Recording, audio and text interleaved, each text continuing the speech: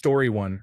My favorite is the people who do this, but when the light finally turns green, there is such a delay in their going that you wonder if they just passed away.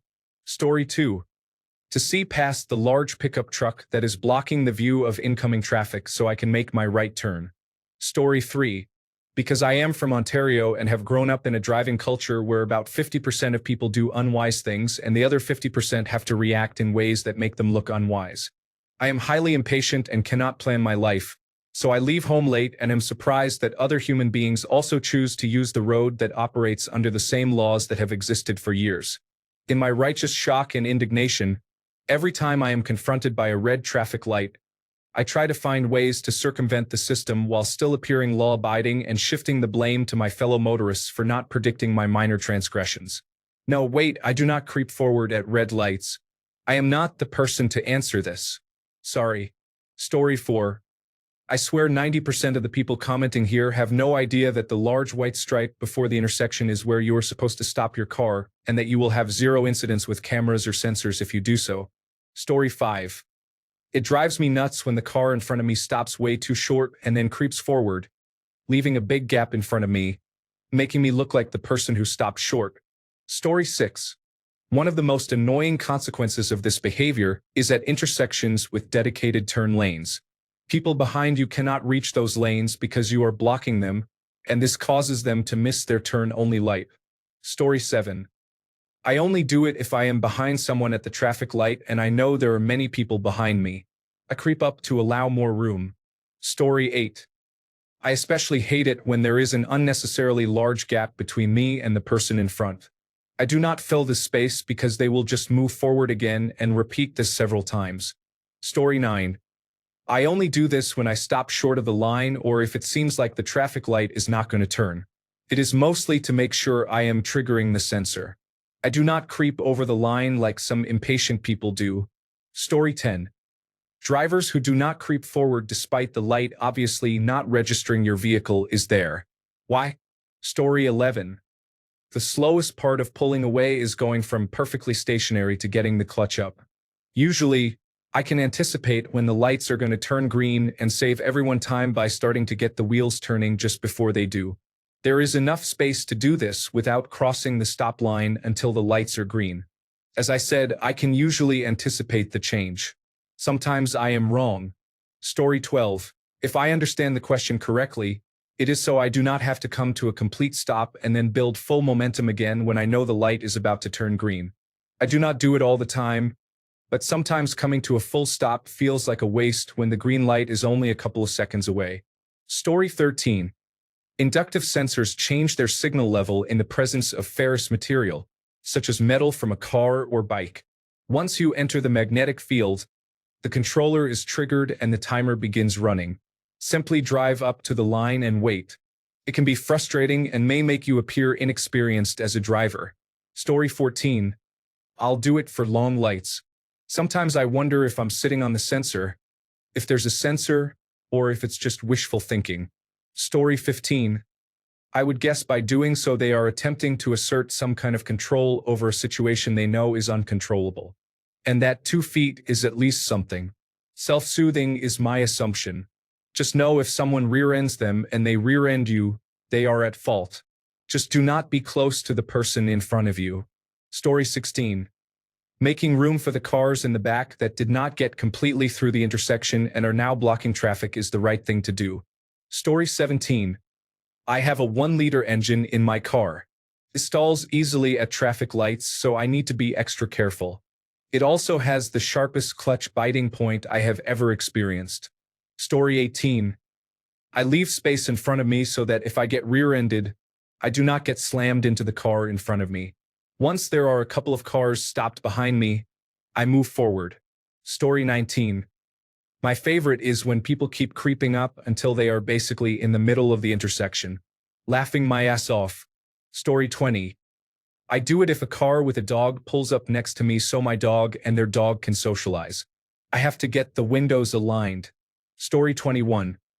I do so on my scooter if I am first in line so that the car behind me can move forward to activate the traffic light sensor. The scooter is not heavy enough, I guess. Story 22. Why do you all ask questions like these? The people who do foolish things like this will not be here to explain why they do it. Story 23. I have been watching this for years. I have come across a few northern drivers who leave a large space between their car and the vehicle in front of them and creep forward. From what I was told, with roads consistently covered in snow or ice, they leave the gap and creep just before the light turns. Apparently, this is an actual technique to provide better traction on a gentle start and avoid sudden torque to the tires. It seems a reasonable explanation. Story 24. For security reasons, it is harder for someone to break into your vehicle if you are moving. However, make sure you always have enough space in front of you so you can dodge the vehicle ahead and get away if necessary. Also, consider why you might not stop at red lights if the intersection is clear and you are in a dark or isolated area. Story 25. If I do not start releasing the clutch before the light turns green, I will take 0.2 milliseconds too long to get going and someone will honk at me. When people get impatient behind me, it makes me nervous and I might stall the engine, causing even more delay. So I ease up the clutch without using the gas pedal to have a better feel for the car at the moment I need to go. Personally, I am not that impatient to get going. I just hate being a bother to others. Story 26. I dislike when people, especially New York City Uber drivers, creep halfway into the crosswalk. When you are at the traffic light, just hold the brake. I notice the same drivers hesitate when the light changes. I thought you were in a hurry, just go. When I am walking, I make it a point to cross directly in front of them. Story 27. Pulling forward to try to trigger a sensor is like pressing the elevator button more than once. You are fine, it knows you are there. Have some patience. Story 28. There is no good reason to creep at a red light beyond the line. Car behind too close? They are not hitting you, so who cares? Car behind does seem to be stopping. Hold the brake and let them stop. Better than putting your car into active cross traffic. Impatient? Late to something? Where are you going? It is a red light. Even if you creep into the middle of the intersection, you might save at most a second or two. If the lane you are in is the right lane, and you want to go straight but the car behind wants to turn right on red, do not creep forward or to the left. Next question. Why do some people accelerate hard from behind and pass you only to hit a red light sooner? Story 29. I always assumed that it was either trying to hit the sensor or trying to make the sensor react to someone running the red light. My assumption was that it would rush the green light to minimize damage from collisions until I realized that sensors on traffic lights are unreliable. Story 30. My husband does this. My hypothesis on why he does this is because he has zero patience. Also, he has attention deficit hyperactivity disorder. He wants to go so badly but cannot. His brain cannot handle staying still, and it feels like it is short-circuiting. Story 31. I do not know why they do it, as they block the crosswalk I am using when they do so. Many tickets have been issued in my area because of this. Story 32. Different point of view, same question. As a pedestrian, why do cars park in the crosswalk while waiting at a traffic light? I experience that often. Story 33. The people I don't understand are the ones who sit with 1 or 2 car lengths between them and the car ahead. Then they slowly creep forward and make the driver behind them look like the asshole. Story 34. I like the ones that inch forward so far that they are practically halfway into the intersection already. I am like, at this point you might as well just go. Story 35. I used to work the early morning opening shift at a breakfast restaurant, so I had to be there around 5 a.m. I used to walk to work, and there was an intersection that crosses the end of a highway as it comes into town. It is 6 lanes wide but split in the middle, so it is really easy to cross. One day, around 4:30 a.m., not a single car was in sight except for one taxi. It was creeping slowly forward the whole time its light was red. By the time it turned green, the taxi had crept into the middle of the intersection. I stopped my walk to watch him because it was so ridiculous. If you are going to behave that way, just go through the red light. Story 36. I stop at newer traffic lights because stopping too far back does not notify the in-ground sensors that cars are present. So the red light lasts much longer. Story 37. They think the light can sense their impatience and will change. They are obviously the main character, Why would it not? Story 38. I was in a car with someone doing this once. They said it tricks the light into changing, but it does not. Story 39. I prefer them to the ones at the front of the line who are not paying attention and do not go forward on green. Story 40. The place I live has light sensors that are kind of finicky, so inching toward them helps. Otherwise, they will skip over. No joke. Story 41. Sometimes the lights are controlled by a sensor, not a timer. They are sometimes in the roadway sensors, and sometimes they are mounted on a pole. Sometimes you're too far back to trigger them, so you creep forward to try and get the system to notice that you're there. If you drive enough in enough countries, you will occasionally sit through 2 full cycles without getting a green light. People who arrive at the intersection well after you will get a green and leave before you do. It is very frustrating. Temporary lights for construction. I once waited 5 minutes for one to trigger because there was no line and I was too far back. Later, I learned to watch the sensor because it had a tiny red light that blinked when it detected you. Overall, I prefer roundabouts for that reason. They are cheaper and faster than waiting for a light if everyone involved knows how to yield instead of stop. Story 42. Sometimes there is a reason. If there is a sensor under the pavement that triggers the light, sometimes the first car is too far back to trigger the sensor. I have been known to creep up to encourage the first car to move forward a foot or two to trip the sensor. It works within seconds. There is one traffic light in particular on my way home. The light will not change if the car is too far back. There is even a sign with a downward arrow that says, "Stop here." I sat for over 10 minutes before I gave up, turned right, and then took a U-turn to get home. Story 43. They creep forward, but the light does not change. They stop, and 2 seconds later it turns green. Takes them 2 or 3 seconds to go. Story 44. I like to stop a little short and then creep up about a foot at a time, just to watch the people behind me do the same. You absolutely have to be as close to the red light as possible. I look in my mirror and see the person behind me move very little, then the person behind them. It is hilarious.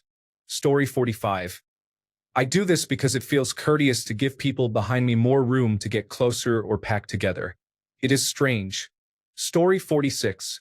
As I approach the traffic light, I slow down gradually but do not come to a complete stop. I am not an experienced driver yet, but in simulations, I like to do this to satisfy a desire to avoid stopping at the light. Story 47. I turn red lights into a game where I stop with a good space in front of me and wait for a car behind me to stop. Then I move forward 1 foot and stop. Once they move up 1 foot, I do it again. I like to see how many times I can get the person behind me to move up 1 foot before the light turns green. It is a fun way to pass the time. Story 48. I am ready to get going. That fraction of a second off the line matters, and if you are not first, you are last. Story 49. Sometimes I hope that the car next to me will take it as a signal to drag race. It has not happened yet in over 25 years of driving. Story 50. My vehicle has start and stop, so I disable it to prevent the engine from shutting off. I hate pulling up to a light, having the engine shut off, and then the light turning green immediately. Story 51. Because I can feel my car vibrating, and the vibrations mostly go away when my foot is at least off the brake.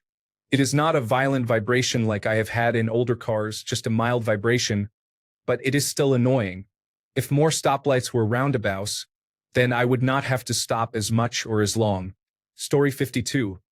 It is especially annoying when drivers are in the left lane intending to go straight or turn left, so they have to wait for the light, but they block visibility for those in the right lane trying to make a right turn on red. Bonus points if the person is driving a large SUV, triple points if it is a lifted pickup truck. Story 53. I generally do not creep as there is no point, but I will sometimes need to wiggle my foot as it gets tired just sitting on the brake pedal. Story 54. I do this sometimes to get a better radio signal. Otherwise, the person behind me is too close, and it makes me nervous. Story 55. What is the definition of a microsecond? It is the amount of time between when the light turns green and the car behind you honks. Story 56. The car lurches when the engine restarts, and people seem to notice. This is a naturally aspirated Outback. I am not reporting trouble today. Story 57. People who do this are why I will always have a quick acceleration car, because there is no way you are beating me off the line to cut me off, to make your turn or on-ramp due to poor judgment or because you feel like being rude to everyone. At the end of the day, all cars go the same speed, but not all cars accelerate the same. Story 58. My dad told me that when you stop, you should creep at least half a turn of the wheels so that your brake pads do not sit in one spot on the rotors while they are hot. I do not know if that is true, but there is an innate need to creep every time because of it. Story 59. My ex used to do this at traffic lights and in stalled traffic. He was not actually paying any attention, he just did the creep thing.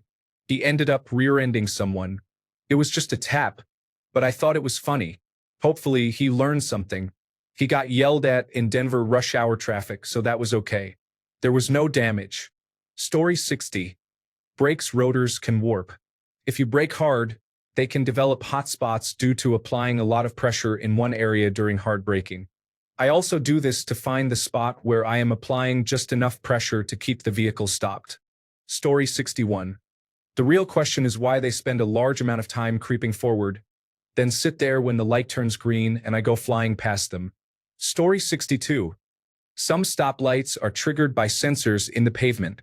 For some reason, my car often fails to trigger them. I have waited at empty intersections for about 10 minutes. Moving slowly can sometimes trigger the sensor. The one time I got tired of waiting and decided to proceed anyway, I was pulled over. The police officer was calm and understanding. Story 63. Not meant to be taken as offensive. Because I am difficult, and if I can get through the intersection before anyone else, I will be the best driver on the road. Story 64. It allows us to be inches closer to our destination while everyone else remains the same distance away. Story 65. To make room for more cars in the limited space, as time passes, more cars enter the area and start to block lanes, making it harder for people to change lanes or turn off early. This is not always necessary, only when it gets crowded at longer stoplights. Story 66. It is like a game to me. I try to move forward to time it with the light turning green. If I move forward and have to stop, then I lose the game. I am also very impatient. Story 67. I only do it to re-engage my engine, so I am not the person appearing to sit there doing nothing. Story 68. Because I can see the person behind me on their mobile phone, and every time I take my foot off the brake and move an inch, they get angry. Story 69. It depends. You should approach slowly up to a certain point to activate the sensors. During normal traffic hours, this does not matter, and if you go beyond a certain point, it also does not matter. Story 70. Sometimes when I am further back in line, I realize that the rear end of my car is blocking another vehicle trying to exit an alleyway or cross street. So I creep forward to give them more space to slip out. Story 71. I do it right before the light turns green, so that the driver at the front on the other side knows not to try and cut left in front of me quickly. Story 72. Because if I am in a turn lane, it might make more room 3 cars back for someone else to get in the lane and make room in the straight lane they were in. Then that car can make it through the next light. Getting everyone to their destination faster, even fractionally, is worth it to me. Story 73. Some traffic lights get really congested, and I know that people are impatient, so they block the previous intersection rather than wait for space to open up. I try to create as much space as possible so they can get out of everyone else's way because I myself hate getting stuck at green lights when the road is not clear to proceed. Story 74. My truck has a rough idle. For some reason, when I have it in gear with my foot on the brake, it vibrates. I either have to let it roll or put it in neutral. Story 75. There was a good song on the radio, and when I originally stopped, my reception cut out between radio waves. So I moved forward a bit to catch the next wave and get my song back. This is the only time I do it. Story 76. This annoys me too, and I am not sure why. Also, I get annoyed by drivers who try to time the light turning green. Story 77. We believe the light will see us and understand our unnecessary urgency, granting us early passage before the timed sequence. Story 78. I shifted my foot, and it slipped off the brake. Also, I let up on brake pressure while turning around to tell my children to stop messing with each other. Story 79.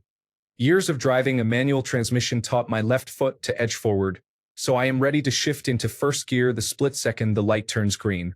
It is a hard habit to break. Story 80. I roll up just enough to hit the pavement sensor sooner. It might be a placebo, but it feels like the green light appears quicker when the car is on the loop. Story 81. Many traffic lights are motion activated. When I used to ride a moped, the light would not change because it could not detect my frame. It is just a habit I developed when driving my car. Additionally, there are situations where a traffic light might be malfunctioning and will not change. Story 82. When making a right turn, you must stop at the limit line, but you can turn right on red if the coast is clear. You have to ensure the coast is clear. Sometimes waiting at a long red light feels like you never activated the sensor. Moving forward might help. Sometimes, at a light that changes faster than expected or where a pedestrian was in the crosswalk, you may have stopped a bit far from the line. Pulling up slightly might get traffic farther back out of undesirable lanes. There may be other reasons. Cars that move forward, back, and forward again are often related to manual transmissions. Creeping into the intersection is also a cultural habit in certain places, like New York. New Yorkers seem a little unusual to me. I'm not ready to explain anything about them. Story 83. My wife does this and claims it is a Chicago thing.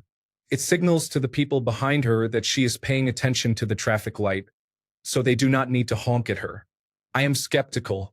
Story 84. I usually do it when I am at a spot where I am turning left. I try to close the gap a bit between the car in front of me so there is more space for the people behind me to get in the lane. Story 85. I do not do it, but there are many people who do. I love those who creep up the entire time while waiting for the light and then sit there because they had to slam the brakes the instant the light turns green. No idea why. Story 86. I do it to watch the person behind me inch forward. When someone does it in front of me, I leave the gap. Story 87. This bothers me less if I am 4 or 5 cars from the light because there is less opportunity for a big gap in front of me, so I can basically ignore it. If I am way back and the cars ahead of me tighten up several times while the light is still red, I get furious. I drive a manual transmission, and opening 2 or 3 car spaces in front of me eventually means I have to slip the clutch and close up the large gap. At a really jammed intersection, this can happen several times before I get my chance to make it through the light. I want to take my vehicle completely out of gear and just hold the brake until the light changes. This causes no wear on the clutch, throw-out bearing, or me. Over time, this is taking years off my expensive clutch's life, and lugging the engine is causing wear as well. Not to mention the annoyance of having to do it. Unlike the automatic driver who just lifts off the brake, which also wears out friction parts, I have a lot to do to move up 1 car length. I am not going to do it just to move up 6 feet. I also much prefer to have some space to get fully into gear and moving. None of my vehicles can roll at the very slow speed of the automatic in front of me, dragging their brakes or slipping the torque converter before they actually touch the accelerator. I do not start rolling until I know I can take my foot completely off the clutch without hitting the vehicle in front, which is very slowly crawling forward for a full minute or more before they are actually driving again. Story 88. I do it sometimes to provide space at the back. Often, traffic will back up to the previous intersection, and someone will end up dangerously extended into the intersection. Consolidating space sometimes allows them to get more into the lane and avoid further blockages. I think subconsciously it also gives me something to control about the vehicle to avoid getting distracted. Story 89. I do it because I time every green light to be in motion when it turns green. I am not rushing when the light changes, but I am using my accelerator so that more vehicles can get through the light behind me. I constantly drive with this mindset, maximum vehicle throughput. Honestly, I think I mistime the green light maybe 1 in 10 times. Story 90. Sometimes, if you have been sitting at a red light for what feels like a long time, it is nice to creep forward a bit to think you are activating the sensor. Story 91. Had one this morning. He was perfectly stopped at the line. I got behind him where I could still see the bottom of his tires touching the pavement. He creeps forward. I creep up to my normal distance. He does it again about 3 times until he's all the way over the line. I only crept up once more. The light turns green. The guy waits a second, almost enough time for me to honk, then slowly turns and moseys down the interstate on-ramp at 40 miles per hour the entire way. I had room, no oncoming traffic on the interstate and a nice large gap, and accelerated as soon as I could get over. I just don't get it. Story 92. Assuming you mean without actually crossing the line, my reason is to be helpful. There have been many times I have not been able to turn off a road because there is a traffic jam of cars in front of me that are spaced out. So when I naturally stop at a red light, I then slowly get as close as possible to the line. Story 93. People sometimes wrongly anticipate that the light is going to turn green in a second and start moving, but then it does not happen and they need to stop. It is like when you get so used to crosswalk signals that you start to walk a split second before the signal changes. People who do that are usually very familiar with how the crosswalk signal works because they are not shielded by metal or airbags. When they start walking preemptively, they are usually correct or they are mistaken. Story 94. You will see this more with one-foot driving of electric vehicles, where the car essentially self-brakes when the foot is off the accelerator, but gravity causes the car to slowly move forward. Story 95. To give the drivers behind me more space to merge into what is probably limited space and maybe causing a blockage behind me. Story 96. Gotta go fast. The real reason is there is a parked car in my lane after the light, so I know I am going to have to cut someone off to merge over. I am going to try and beat the car next to me. If he speeds up to prevent me, that is a good result for me too because then I drop behind him. The car after him is very likely not participating in this mini drag race, so there will be room. It is a daily occurrence on Addison in Chicago during rush hour. Story 97. I sometimes do this to fix my line of sight on things. I have found that if I pull slightly forward, I have a better view of the traffic lights facing the intersecting road, so I can more easily tell when my light is about to turn green. It is a habit I learned as a teenager when I was less confident about driving manual transmission vehicles and wanted to make sure I had a second or two to get things ready, such as pushing in the clutch and putting the vehicle into gear before the light turned green, so I would not delay other people. A few years later, I found the same benefit more focused on my own safety on motorcycles. Now, repositioning myself after coming to a stop at a red light to better see my surroundings and predict what is about to happen is a habit I have never felt the need to break. I cannot speak for others, though. Some people see me doing this and seem to think it is a contest for some reason. Story 98. Lights were triggered by the presence of a car, and if you were not far enough forward, you would not trigger the light. Story 99. Today, I saw a Jeep turn into traffic, then turn into oncoming traffic. I thought, okay, I will steer clear of this one. Yes, they had to make a 90-degree turn. Story 100. If I am behind other cars, I find there is less lag starting because my movement brings the car in front of me to attention. I try to time it just before the green light. Story 101. Sometimes it's someone getting uncomfortably close very quickly. Sometimes it is to set off the sensor. Story 102. If it is nighttime and I am making a left turn in the United States, where traffic drives on the right, I slowly move forward to get a clear view of the traffic light color from the opposite direction. This helps me anticipate when their light turns yellow or red, indicating that my light will soon turn green. Story 103. My wife is convinced there are sensors in the pavement, and if she moves slowly over them, the lights will change sooner. Story 104. What about the opposite kinds of people who either do not go far enough to hit the sensor or camera box, or those who stop 6 car lengths behind the car in front of them? Story 105. I try not to do it, but my brain is telling me the light is changing right now, only it doesn't. Okay, right now. Still no? Okay, right now. What the heck? I do not want the people behind me to be mad at me for taking too long to go. Story 106. To avoid triggering my engine auto-off system, I could push the button, but maybe I do not want to. Story 107. Sometimes I get bored or want to make a super fast jumpstart by guessing the green light. I might also challenge myself to see if the momentum I have is enough to stop at the light. The list can go on. Most of the time, I stop normally in a proper place. Story 108. The core is that I am playing with my ability or lack of to roll without accelerating. Recently, I accidentally cracked one of my calipers and damaged my brakes. When I approach stop signs, I try to roll to a stop naturally, or, if I see it is clear, just tap brakes to stop momentarily before continuing. At traffic lights, there is something fun about rolling and playing with brakes. Maybe it is a tic disorder? No idea. Story 109. I never moved forward slowly until I drove my girlfriend's car.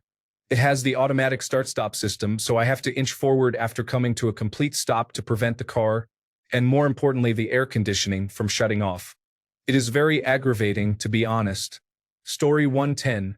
You want to be the first one to the next red light. That is important, especially depending on the make and model of your car. Story 111. I had a person stop 20 feet before the light and slowly creep forward in small increments, stopping repeatedly.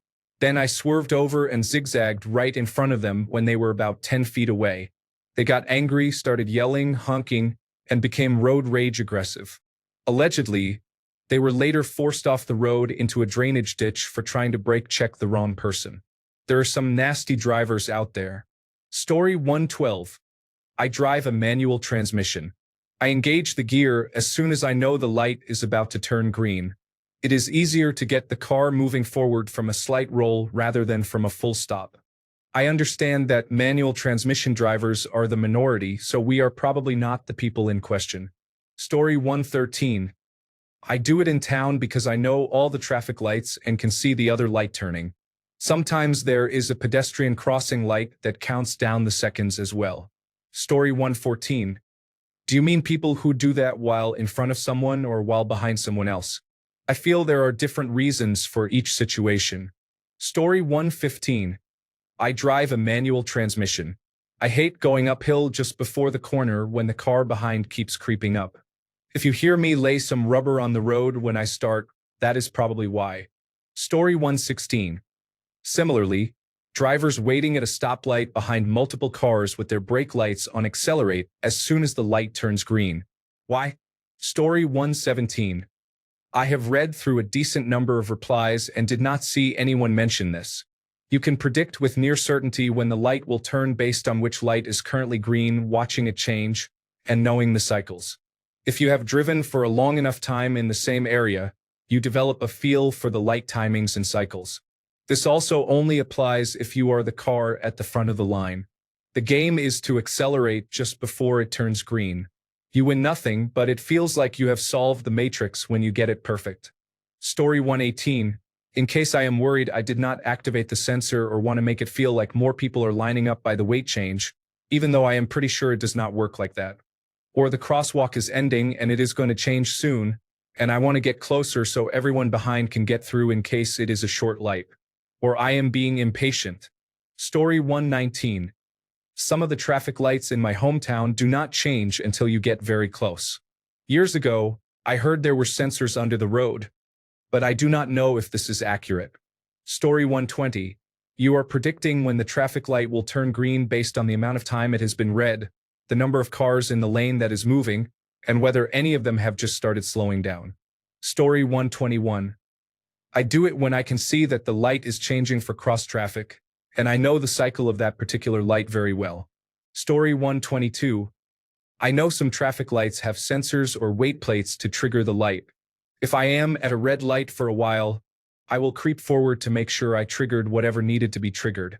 I will never go into a crosswalk or block the intersection, but I will just creep a little bit. Story 123. To set off the sensor, if you do not, then you have to wait about 5 minutes for the light to change. On motorcycles, you often have to swing your kickstand to get it to turn. It is usually magnetic, I think. Story 124.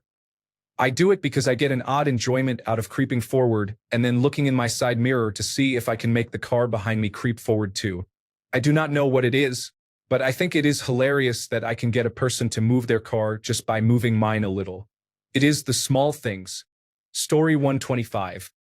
The other day, I watched a car next to me leave a huge gap and then creep up 13 times before the light turned green. When it did, the driver was slow to move. Story 126. 1. So that we are not sitting at a complete standstill when the light turns green, which more often than not you can time correctly. 2. Because some lights work on a weight sensor and will not change in a timely manner unless someone is triggering it. 3. Because some turn lights, when they are not triggered, will stay red unless you are correctly positioned over them when you stop to make sure they register your presence. For why not? Story 127. I do it to encourage the person in front of me to move up and close the 4-car length gap they have created ahead. Story 128. So the tires are not at a hard stop when I hit the gas. If I go from stop to gas, it causes the car to do a noticeable hop, and I lose control of the car for a moment. A rolling start also places me ahead of other traffic, allowing me to accelerate to the speed limit uninhibited. It provides extra room to prevent my car from being damaged in case of a pileup behind me. It provides space for vehicles behind me to move and retrigger the sensors. Story 129. I do not know if this applies to me, but I like to line up with the car next to me so that we cannot see each other because I do not want people looking at me, which I know is unusual. Sometimes I will move forward a little for that reason. Story 130. Somebody a long time ago started a persistent rumor that there are sensors in the concrete that you just have to inch forward onto in order to tell the computer controlling the lights to change. I have had people from multiple generations tell me this. The older people do not believe it now, but they did at one time. Story 131. How do you outdo people who pull up to a one-way street where they can make a right turn, but they keep creeping progressively into oncoming traffic? It is extremely infuriating, considering how many accidents I have seen caused in this exact way. Story 132. I do it to help get through the intersection as quickly as possible for the people behind me. If everyone in line took their foot off the brake as soon as the light turned green, the world would be a better place. Story 133. Sometimes I try to time the switch to green because if the car is rolling slightly when it turns green, I can reach the speed I want more smoothly and quickly, especially if my lane is closing and I want to get in front of the person in the next lane. Story 134. The lights in my town were converted to have sensors so that if you are the only car around, inching forward counts as another car, which shortens the time for the light. This only works for the length of 2 cars. Story 135.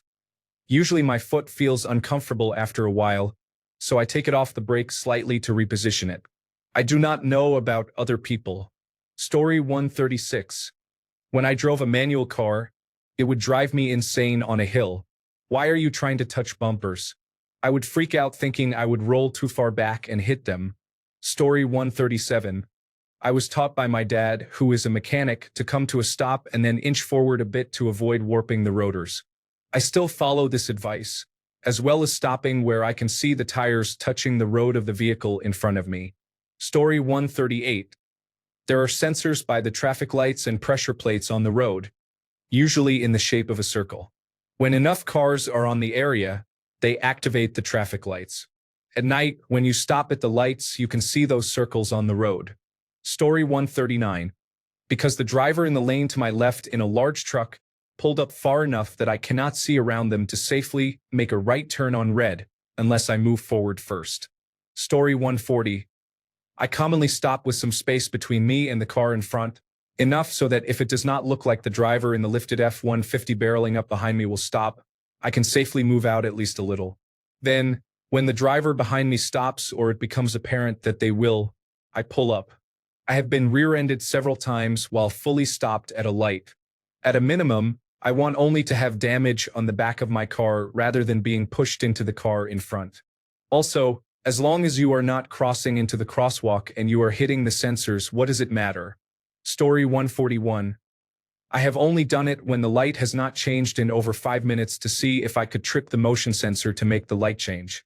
A couple of lights in my hometown were bad about that, so it was not uncommon to creep up a little to get the light to go. Story 142. Usually, either my lane is about to end or I need to switch lanes for some reason, and I hope the car next to me realizes I want to get in front of them. If they want to be difficult about it, I am on a rolling start and ready to accelerate quickly. Story 143.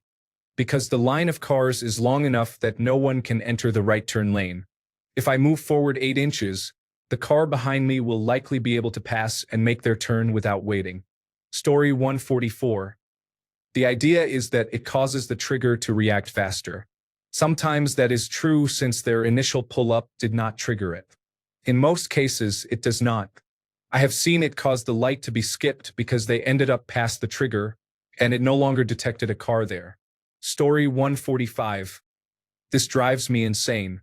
Where I live, people leave 1 or 2 car lengths at a red light so they can be on their phone without worrying about hitting the car in front of them.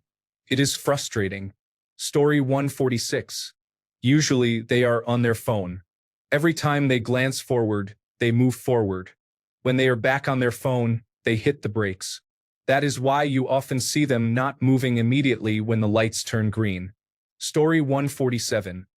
I have mastered the timing of the stoplights in my town, so I move forward slowly because my competitive spirit drives me to be the first to start moving.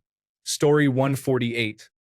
I always operate under the presumption that it is simply a mistake, such as a foot slipping for one reason or another. I know this has certainly happened to me on occasion. What you are witnessing is not a small group of individuals making a choice consciously or not. It is just a random smattering of different people making a mistake once or twice a year, and you are witnessing that isolated slip-up. I made a conscious decision to view all annoying public behaviors this way many years ago, and I find myself significantly less annoyed at the people around me. They are just doing their best, going about their lives. Obviously, there are exceptions, but I always try to give everyone the benefit of the doubt. Story 149. I drive a Mazda Miata. I leave at least 2 car spaces ahead of me at stoplights. I creep forward to make space behind me when large trucks try to stop too close to my car. Story 150. During the winter months, I stop earlier than needed in case I slide on the ice, then creep forward to fill in space. However, people who do this in the summer with no ice drive me crazy. Story 151. In New York City, every inch matters. I am merging forward in case someone a few cars behind is sticking their rear end out in the box. Story 152. Either I am moving up to let someone behind me squeeze into a turn lane, or I am in front watching the other lights so I know they are about to turn green.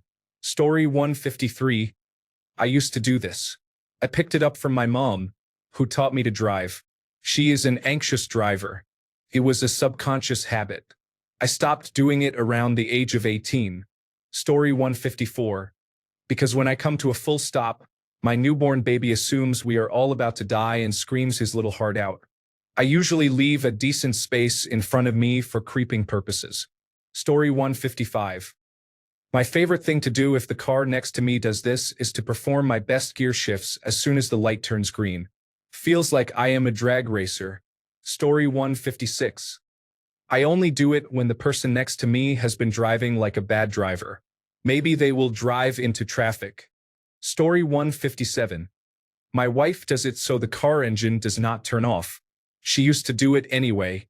I had this exact conversation with her a couple of years ago. She simply did not like the engine shutting down in her new car. Her old Honda Civic never did that. Story 158. No, they cannot afford to rent jet skis because they spent all their money buying fuel for the pickup. Story 159. Because when you accelerate, you are not starting from a dead stop. Your body is already in motion. I cannot tell you how many people do not know how to properly brake and accelerate to prevent motion sickness in the car. Story 160. I was always under the impression that if you move forward a little bit, it can trick the sensor into thinking that another car pulled up to the light so it will turn green quicker. Story 161. I am bored. I am trying to see if it is okay to go across. Sometimes there is a sensor in the ground that may shorten the cycle. I am trying to convince the car to move on green. My foot is not on the brake pedal well. Story 162. I learned that some lights have sensors, and for some of them you have to get up close. Otherwise, you could be sitting there for literal minutes even with no other traffic. It is a habit now to just make sure my car is registered there. Story 163. Depends on the traffic light, but usually I try to keep moving just enough so that the torque converter on my car is already engaged when the light turns green. If I am on a motorcycle, I slow down a bit before the light so I do not have to put a foot down. This might annoy some people, but it does not actually slow anyone down. Story 164.